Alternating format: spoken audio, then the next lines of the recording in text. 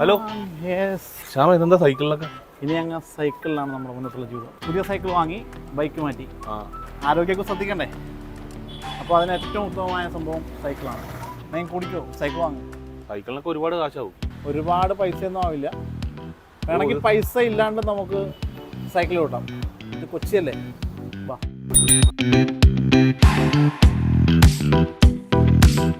ഇതാ, ഇതാണ് മെട്രോയുടെ മൈ ബൈക്ക്.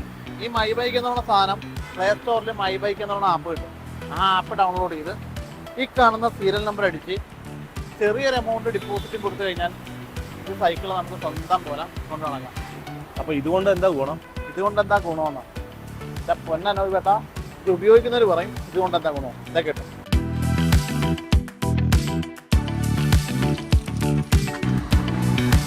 സൈക്ലിങ്ങിൻ്റെ ബെനിഫിറ്റ്സ് ആണ് നമ്മുടെ ഹെൽത്ത് വൈസ്, നമ്മുടെ ജോയിൻറ്റ്സ്, കാർഡിയോവാസ്കുലർ ഡിസീസസ്, പിന്നെ ടോട്ടൽ ഹെൽത്ത്. ആക്ച്വലി സൈക്ലിംഗ് എന്ന് പറയുമ്പോൾ നമ്മുടെ ഫുൾ ബോഡി എക്സസൈസ് ആണ്.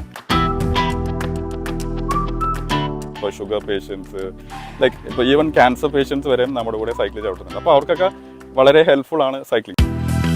ലോകത്തിലെ ഏറ്റവും കൂടുതൽ ഹാപ്പിനെസ് ഉള്ള രാജ്യം അങ്ങനെ പറയുകയാണെങ്കിൽ നമുക്ക് സ്കാൻഡിനേവിയൻ രാജ്യങ്ങളുണ്ടാവും, അതുപോലെ ഡെൻമാർക്ക്. അതിൻ്റെ ഒരു കാരണം എന്ന് പറയുന്നത് അവർ സൈക്ലിങ്ങിലോട്ട് കൂടുതൽ ഏർപ്പെട്ടിരിക്കുന്ന ഒരു ജനവിഭാഗമാണ്.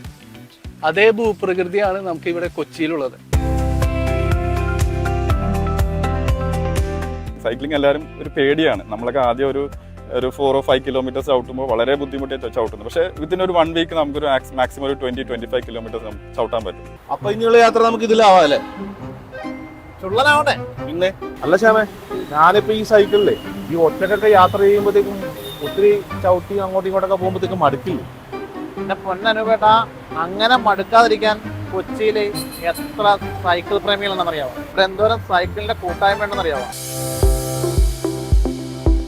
ആദ്യം ഹെൽത്ത് ബെനിഫിറ്റ്സ് നോക്കി സ്റ്റാർട്ട് ചെയ്തു. പക്ഷെ അത് ഓരോ ദിവസം ചെല്ലുന്തോറും വളരെ രസകരമായി തോന്നി തുടങ്ങി. നമുക്ക് ഒരുപാട് ഫ്രണ്ട്സിനെ കിട്ടി. രസകരമായ എല്ലാ സ്ഥലങ്ങളും കാണാം. പണ്ടൊക്കെ നമ്മൾ മൂന്നാർ എന്നൊക്കെ പറഞ്ഞു കഴിഞ്ഞാൽ വണ്ടികൾക്ക് മാത്രം പോയി ശീലമുള്ളതാണ്. ഇപ്പം ഞങ്ങൾ മൂന്നാർ പോകുന്നു സൈക്കിളിൽ, വാഗമൺ പോകുന്നു, കൊല്ലംകോട്, അങ്ങനെ ഇഷ്ടംപോലെ ഭംഗിയുള്ള സ്ഥലങ്ങൾ നമ്മൾ ഒരുപാട് പോയി നമുക്ക് നല്ലൊരു എക്സ്പീരിയൻസ് കിട്ടുന്നുണ്ട്.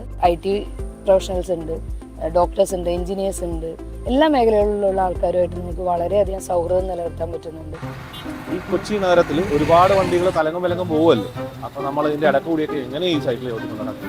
കൊച്ചി ഹൈടെക്കാണ്. ഈ ഹൈടെക് നഗരത്തിൽ സൈക്കിളിന് പോകാനായിട്ട് പ്രത്യേകം ട്രാഫിക്കും കാര്യങ്ങളൊക്കെ ഉണ്ട്. പക്ഷേ അതിലൂടെ ഓടിക്കണം എത്രത്തോളം പോസിബിൾ ആണെന്ന് ഇവിടെ കൂടി സൈക്കിൾ ഓടിക്കുന്ന ആൾക്കാരോട് ചോദിച്ചാലേ മനസ്സിലാവും.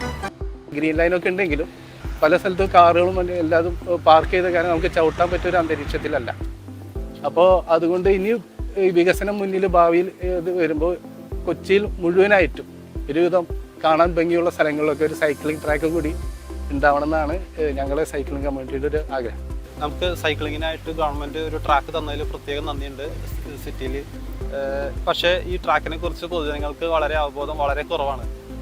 അതിന് വേണ്ടിയിട്ടുള്ള സ്റ്റെപ്സ് എടുക്കാൻ ഗവൺമെൻറ്റിനോട് അഭ്യർത്ഥിക്കുകയാണ്. അപ്പോൾ ഈ സൈക്കിളിലൂടെ ഇങ്ങനെ കുറേ ഗുണങ്ങളുണ്ട് ഈ പുതിയ സൈക്കിളിന്. മനസ്സിലായോ? അങ്കിളെ, എൻ്റെ പുതിയ സൈക്കിൾ എങ്ങനെയുണ്ട്? ഇത് നിന്റെ സൈക്കിളാന്ന് പറഞ്ഞിട്ട്? അല്ലെ, എൻ്റെ സൈക്കിളാണ്. പക്ഷേ ഇത് നമ്മുടെ ക്യാമറമാൻ സുജോയുടെ മോളുടെ സൈക്കിൾ കൂടിയാണ്. മോളെ നല്ല സൈക്കിളാണ് കേട്ടോ. സുജോയുടെ ശ്യാമപ്രസാദ് ഉത്തമൻ, മാതൃഭൂമി ന്യൂസ് കൊച്ചി.